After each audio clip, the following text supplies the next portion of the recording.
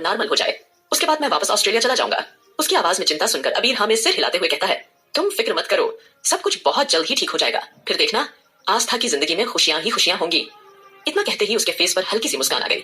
इस पर अविनाश के दिल में एक अजीब सी गर्माहट फैल गई। अचानक उसको कुछ याद आया और उसके एक्सप्रेशन फिर डार्क हो गए। उसने झल्लाकर कहा, बस एक बार मुझे वो राजवीर जिंदल और ब्लैक डेविल किंग के उस डार्क विला में जाने का रास्ता मिल जाए, फिर देखना मैं किस तरीके से उन दोनों को पूरी तरह डिस्ट्रॉय करता हूँ। वहीं दूसरी ओर इस वक्त टाइगर लाल आंखों से मारिया को घूरकर एकटक देख रहा था। मारिया ने उस पर कोई ध्यान नहीं दिया और इग्नोर करते हुए उससे सवाल किया, क्या तुम डेविड का ठीक तरीके से ख्याल नहीं रख सकते थे? तुमने इसे डायपर भी उल्टा पहनाया है और अब देखो इसको सर्दी भी लग गई है। इसके अंदर से हल्की हल्की आवाजें आ रही है। नानी माँ ने मुझे बताया था कि जब भी बच्चा इस तरीके से आवाज करता है तो समझो कि बच्चे को सर्दी लग गई है। टाइगर ने मारिया की आंखों को ध्यान से देखते हुए अपनी आवाज थोड़ी सख्त कर दी। उसने शांति से कहा, आखिरकार तुम क्या करने की कोशिश कर रही हो? मेरी एक बात कान खोल कर सुन लो, ये सिर्फ और सिर्फ मेरा बेटा है। और तुम्हारी हिम्मत कैसे हुई इसे डेविड का नाम देने की? देखो, मैंने अभी तक तुमसे इस बारे में डिस्कस नहीं किया था, लेकिन अब मुझे नहीं लगता कि मैं और ज्यादा शांत रह पाऊंगा। मैं तुमसे जानना चाहता हूँ, इसका नाम डेविड रखने का क्या कारण है? बोलो, जवाब दो मुझे, तुम कुछ बोल क्यों नहीं रही? टाइगर की नजरों में खुद के लिए सवाल को भांपते हुए मारिया ने गहरी सांस ली और बिना डरे बिल्कुल बेबाक अंदाज में जवाब दिया, टाइगर, तुम ये बात अच्छी तरह जानते हो कि मेरी पहली पसंद, मेरा पहला प्यार हमेशा से सिर्फ तुम ही थे। लेकिन जिस वक्त तुमने अपने घमंड के नशे में मुझे अपनाने से साफ इनकार कर दिया था, उस वक्त मेरी वीरान जिंदगी में किसी ने दस्तक दी थी तो वो था डेविड, जिसने मुझे खुशियां देने की हर संभव कोशिश की। इनफैक्ट मैं उसके साथ काफी खुश थी, लेकिन वो मेरा दुश्मन उस वक्त बन बैठा जिस वक्त उसने मेरे किंग को मारने की सुपारी ली थी। उसी वक्त मैंने मन ही मन सोच लिया था कि मैं उसकी जान खुद अपने हाथों से लूंगी, लेकिन इस बात को भी मैं नजरअंदाज नहीं कर सकती थी कि वो मुझे दिलों जान से चाहता था। वह मेरी छोटी छोटी खुशियों का कितना ख्याल रखता था। और हाँ, भले ही तुम मुझे कितना ही प्यार करते हो, इनफैक्ट जब क्वीन ने हमें अलग फार्म हाउस पर रहने की इजाजत दी थी, तब भले ही तुम किंग से अलग होने पर उदास रहते थे, फिर भी तुमने उस वक्त मेरा काफी ख्याल रखा था। लेकिन क्या कभी तुमने मुझे अपने मुंह से दो शब्द प्यार के बोले थे, जिन्हें सुनने के लिए मैं हमेशा से तरसती थी? वही डेविड हर वक्त मुझे अपने प्यार का एहसास करवाता रहता था। हर वक्त वो इसी कोशिश में लगा रहता था कि मुझे किसी भी चीज की तकलीफ न हो और मेरे लिए हर चीज बेस्ट हो। लेकिन क्या तुमने कभी एक बार भी आगे बढ़कर मुझसे अपने प्यार का इजहार करने की कोशिश की है? ये बात मैं अच्छी तरह से जानती हूँ कि तुम मुझसे प्यार करते हो, लेकिन प्यार करने के लिए सिर्फ प्यार करना ही काफी नहीं होता। अपने पार्टनर को प्यार का एहसास कराना भी जरूरी होता है, जो तुमने कभी मुझे नहीं करवाया। क्या कभी कराया है तुमने मुझे अपने प्यार का एहसास? बोलो, जवाब दो। नहीं ना। प्यार का एहसास मुझे सिर्फ और सिर्फ डेविड ने करवाया था, और यही कारण है कि मैं आज तक डेविड को सही से भूल नहीं पाई हूँ। और हाँ, अपने बच्चे का नाम भी मैंने डेविड नाम पर इसलिए रखा है क्योंकि मुझे लगता है कि जितना प्यार डेविड मुझसे करता था, उतना ही प्यार आगे चलकर मेरा बेटा भी मुझसे करेगा। वो शब्द दिल को छू जाने वाले थे, कोई भी इससे पिघल जाता। टाइगर के तेवर थोड़े नर्म पड़े। उसको देखकर साफ लग रहा था कि मारिया की बातों का असर टाइगर पर हो रहा है। मारिया को देखकर टाइगर के चेहरे पर हैरानी की झलक दिखाई देने लगी। मारिया बहुत मासूम सी लग रही थी, जैसे कि उसके साथ अन्याय हुआ हो। मारिया की आंखों में तुरंत आंसू आ गए थे। वह उस रोशनी के नीचे झिलमिलाहट सी नजर आने लगी थी। आज पहली बार पत्थर दिल टाइगर की आंखों में नमी ने अपनी जगह ले ली थी। उसने फौरन मारिया को अपने सीने से लगाया और प्यार से उसके माथे को चूमते हुए बोला, ये बात आज के बाद कभी भी मत बोलना। मैं जानता हूँ कि उस वक्त मुझसे बहुत बड़ी गलती हुई थी, और ये भी मेरी बहुत बड़ी गलती है कि मैं अपने प्यार का एहसास तुम्हें नहीं करा पाया, अपनी फीलिंग तुमसे शेयर नहीं कर पाया। लेकिन इसका मतलब ये नहीं है कि मैं तुमसे प्यार नहीं करता। मैं तुमसे दिल, जान से प्यार करता हूँ। मैं तुम्हें बहुत चाहता हूँ। तुम मेरी जिंदगी हो और मैं तुम्हारे बिना जीने के बारे में सोच भी नहीं सकता। एक बात और, डेविड नाम से मुझे अब कोई एतराज नहीं है। अगर मेरे प्यार को डेविड ने प्यार किया था, तो अब मैं भी डेविड को चाहता हूँ और उससे प्यार करता हूँ। और याद रखना, अब डेविड तुम्हारा अकेले का नहीं, बल्कि मेरा भी प्यार है।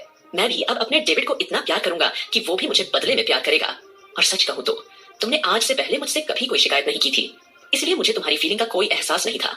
हाँ, मैं मानता हूँ कि मैं पत्थर दिल इंसान हूँ, लेकिन इसका मतलब यह नहीं है कि अपनी बीवी और बच्चे के लिए मेरा दिल पिघल नहीं सकता। टाइगर का कन्फेशन सुनकर मारिया के चेहरे पर प्यारी सी मुस्कान उभर आई थी। उसे अपने दिल पर कोई बोझ महसूस नहीं हो रहा था। उसने फौरन आगे बढ़कर टाइगर को गले से लगाया। उसे काफी अच्छा महसूस हो रहा था। आज पहली बार उन दोनों ने एक दूसरे से खुलकर प्यार का इजहार किया था, और इसी बीच उनका प्यारा सा नन्हा शहजादा डेविड हल्का हल्का मुस्कुरा रहा था, मानो अपने मम्मी पापा के एक होने पर उसे सबसे ज्यादा खुशी हो रही है। वहीं दूसरी ओर सम्राट की खुशी की आज कोई ठिकाना नहीं थी। घर जाकर उसने मस्ती से झूमना और गुनगुनाना शुरू कर दिया था। आखिरकार जिस लड़की को वो पागलों की तरह ढूंढ रहा था, आज वो खुद उसके सामने आकर उसे मिली थी, जिसकी खुशी उसके चेहरे पर साफ देखी जा सकती थी। अब सम्राट को यूं झूमते गाते हुए देखकर राजवीर भी कुछ उखड़ा हुआ सा दिखाई दे रहा था। वहीं राजवीर को देखते ही सम्राट आगे बढ़ा और खुशी से उसे गले लगा लिया। फिर उसने उसके गालों पर किस कर दिया था। अब जैसे ही सम्राट ने राजवीर के चित पर किस किया, तब राजवीर का गुस्से के मारे खून खौल उठा था। उसका मन तो कर रहा था कि वह सम्राट का गला ही दबा दे, लेकिन जैसे तैसे उसने खुद के इमोशंस को थोड़ा सा संभाला और एंटीबायोटिक्स डालते हुए उसने तुरंत अपने चेहरे को रुमाल से साफ कर लिया था। वह सीन सम्राट की आंखों में ऐसे जम गया था मानो उसने अपनी पूरी जिंदगी का सबसे बेकार दृश्य अपनी आंखों के सामने देख लिया हो। लेकिन बिना बुरा माने वो तुरंत ही लगभग राजवीर के साइड में बैठते हुए बोला, आप नहीं जानते गुरुजी, मैं आज कितना ज्यादा खुश हूँ। मुझे मेरी जिंदगी की वो औरत मिल गई है जिसके साथ पहली बार सम्राट ठाकुर ने सोने की इच्छा महसूस की है। आप सोच भी नहीं सकते कि इस वक्त मैं कितना ज्यादा खुश हूँ और कितना अच्छा महसूस कर रहा हूँ। अब देखना, मैं कल के कल आपको उससे मिलवाऊंगा और आपको भी उससे मिलकर बहुत अच्छा लगेगा। वो इतनी ज्यादा खूबसूरत, इतनी ज्यादा प्यारी जो है। तभी अचानक राजवीर ने तंज भरी मुस्कुराहट के साथ सम्राट से कहा, कहीं ऐसा तो नहीं कि औरतों से प्यार न करने वाले सम्राट ठाकुर को अब किसी औरत से प्यार हो गया है। जैसे ही अचानक सम्राट के चेहरे की खुशी और चमक देखकर राजवीर ने बेपरवाह अंदाज में ये कहा, तब सम्राट ने झट से अपना होश संभाला और अपना चेहरा एकदम से डार्क कर लिया था। फिर बड़ी गहरी सांस लेते हुए वो राजवीर के ठीक बराबर खड़ा हुआ और एकदम जेंटलमैन की तरह बोला, लगता है गुरुजी आप धीरे धीरे बूढ़े हो रहे हैं जो आप इस तरीके से मुझे जज करने लगे हैं। क्या आपको नहीं पता कि सम्राट ठाकुर क्या चीज है? उसके लिए औरतें सिर्फ बिस्तर तक ही सीमित होती हैं और आज तक किसी औरत में इतनी हिम्मत नहीं हुई कि वो सम्राट ठाकुर के दिल में आ सके। हाँ, इस लड़की में कुछ तो बात है, कुछ तो खास है। जब जब मैं इस लड़की से मिलता हूँ मुझे ऐसा लगता है कि मुझे अलग ही तरह की खुशी महसूस हो रही है। मैं नहीं जानता ये सब क्या है, लेकिन गुरुजी मैं इतना जरूर जानता हूँ कि उस लड़की के साथ बेड शेयर करने से पहले मुझे उसे थोड़ा सा जानने का मन कर रहा है। और अगर आपकी नजरों में ये सब प्यार है तो मुझे लगता है गुरुजी आप बुढ़ापे में सठिया गए हैं। ये बोलकर सम्राट अचानक ठहाका लगाकर हंस पड़ा था और आगे बढ़कर वह राजवीर के माथे को चूमते हुए बोला, चलो ठीक है गुरुजी, आप अपनी बनाई हुई बीवी के साथ टाइम स्पेंड कीजिए, तब तक मैं चलता हूँ। इतना कहकर सम्राट गुनगुनाते हुए तुरंत अपने कमरे में चला गया था। वहीं राजवीर उसे जाते हुए देखकर तिरछी हंसी हंसते हुए बोला, जिस लड़की के करीब जाने पर तुझे अलग लेवल की खुशी महसूस हो रही है वो खास तो होगी ही। आखिरकार वो तेरे सबसे बड़े दुश्मन अरमान सिंघानिया की बीवी जो है। कहीं ना कहीं ये कहते हुए राजवीर थोड़ा सनकी सा लग रहा था। उसने अभी तक सम्राट की ये गलत फहमी दूर नहीं की थी कि जिस लड़की के पीछे वो इतना पागल है असल में वो आस्था अरमान सिंघानिया है। राजवीर के दिमाग में कुछ तो चल रहा था और ये बात वो सही वक्त आने पर ही बताने वाला था। कुछ सोचते हुए वह मुस्कुराने लगा। उसकी मुस्कान डरावनी थी, उतनी ही ज्यादा मिस्टीरियस थी। फिलहाल उसने अपनी बनाई हुई बीवी को गौर से देखा और उसके होठों पर उंगली फिराते हुए बोला, तुम जानती हो जिस वक्त मैंने तुम्हें पहली बार देखा था तुम्हारी शक्ल और सूरत कुछ खास नहीं थी, लेकिन मैंने तुम्हें एकदम अपनी बीवी के जैसा खूबसूरत बनाया है सिर्फ और सिर्फ इसलिए ताकि तुम मेरे पास रह सको। और इस दुनिया में अगर तुम्हारा कोई भगवान है तो वह सिर्फ और सिर्फ मैं हूँ जो तुम्हें इस दुनिया में सबसे ज्यादा चाहता है। ये कहते हुए राजवीर अचानक उसके होठों पर टूट पड़ा था। वो लड़की चाहकर भी खुद को राजवीर की पकड़ से बचा नहीं पाई थी। उसे राजवीर का इस तरह अपने करीब आना बिल्कुल भी अच्छा नहीं लगता था, लेकिन राजवीर की दी गई यादों और एहसानों की वजह से वो ठीक से कुछ सोच समझ नहीं पाती थी। राजवीर के साथ समय बिताने के अलावा उसके पास कोई और ऑप्शन भी नहीं बचा था। वहीं दूसरी ओर रात काफी खामोश थी। हालांकि अरमान के इमोशंस कमरे के माहौल में चारों तरफ बिखरे हुए थे। उसके दिल में एक अजीब सी फीलिंग हावी होने लगी थी। उसके दिल की धड़कनें तेज हो गई थी।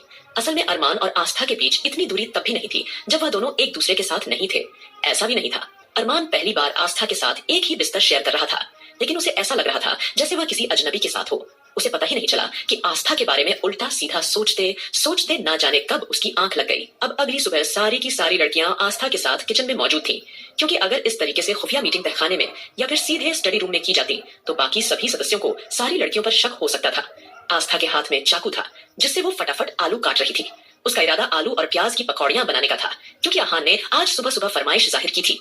आहान ने आस्था से नटखट अंदाज में शिकायत की थी, क्या भाभी, जब रौनक और मारिया दीदी प्रेग्नेंट थी तब आपने हमें कितनी अच्छे अच्छे डिशेस बनवाकर खिलाई थी, और अब देखो कितने दिनों से मैंने कुछ ढंग का स्वादिष्ट नाश्ता किया ही नहीं है।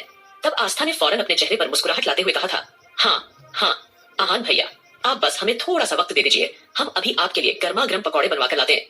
हालांकि आस्था के चेहरे पर सम्राट से मिलने की चिंता साफ झलक रही थी, लेकिन ये कहते हुए उसने बेहद शांति के साथ जवाब दिया था। फिलहाल आहान की फरमाइश पूरी करने के लिए आस्था जल्दी जल्दी किचन में काम कर रही थी और चाकू से फटाफट आलू प्याज काट रही थी। ठीक उसी वक्त राधिका और वंशिका, साथ ही साथ रौनक, मारिया और एंजल भी बहाने से आस्था के पास आ चली गई थी। वे सब वहां कुछ न कुछ काम करने का नाटक कर रही थी। हालांकि मारिया और रौनक अपने बच्चों को खुद भी फीड करा लेती थी, लेकिन अभी ठीक तरीके से बच्चों का पेट नहीं भर पाता था। इसलिए नानी माँ ने उन्हें समझाया था कि वह थोड़ा बहुत ऊपर का दूध भी दोनों पिला सकती है, इसमें कोई प्रॉब्लम नहीं है। नानी माँ के बताए हुए मेजरमेंट का इस्तेमाल करते हुए वे बच्चों के लिए दूध बना रही थी। फिलहाल अब सारी लड़कियां कुछ न कुछ काम करने का दिखावा कर रही थी और साथ ही साथ आस्था से चुपके चुपके खुसुर फुसुर भी कर रही थी। आगे